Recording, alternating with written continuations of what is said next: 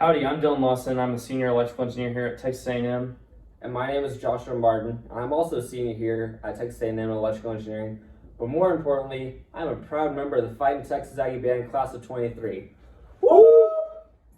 This is a project over microgrids for ECEN340, Catherine Davis's class. So today we are going to talk about what a microgrid is, what the purpose of a microgrid is, and where do we see them in our real world.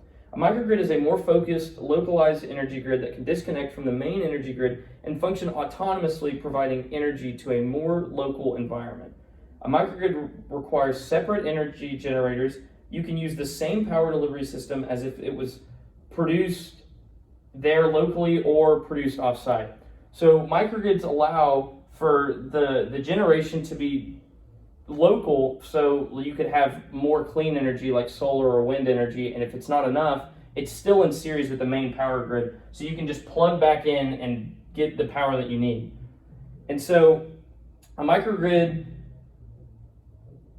we typically see more green power, such as solar, wind, and then there are also microgrids that are natural gas and oil and gas, coming from larger needs for energy, but it still is a more local source of energy.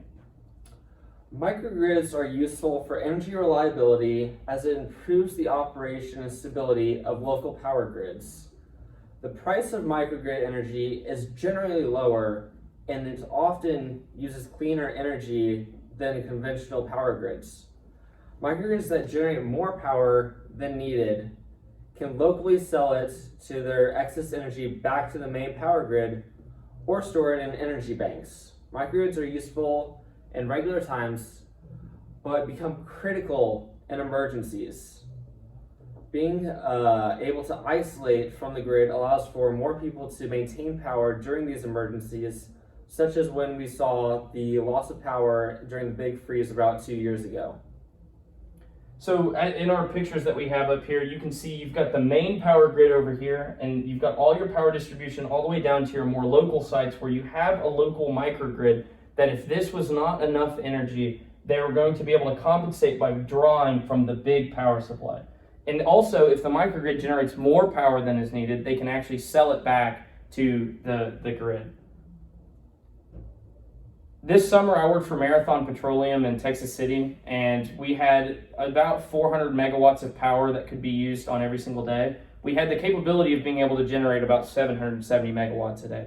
The reason why this is useful is because Marathon could have bought the power from any power distributor, and they are in series with a power distributor. But during times like the winter freeze, when people were losing power, Marathon had access to their own power resources and were able to keep the plant running and save a lot of their process, as well as turn on their excess and sell back to the city for extra money.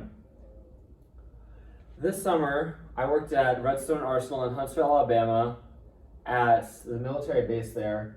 And because military bases generally like to keep most of their facilities isolated from the mainstream facilities and utilities, just for security purposes and for reliability during times of emergency when the military needs to react, microgrids become very useful for this, since military bases are able to keep a separate source of power on base, even if they sometimes use the main power grid as well. And so we'll talk about where we see them most. So we talked about our personal experiences with them as a profession, but often we can have our own microgrids in our own house. If you have solar panels or you draw from wind energy, lots of people use it to power their own houses or cars. And this would be developed as their own microgrid because a lot of these systems can be sold back to the main grid.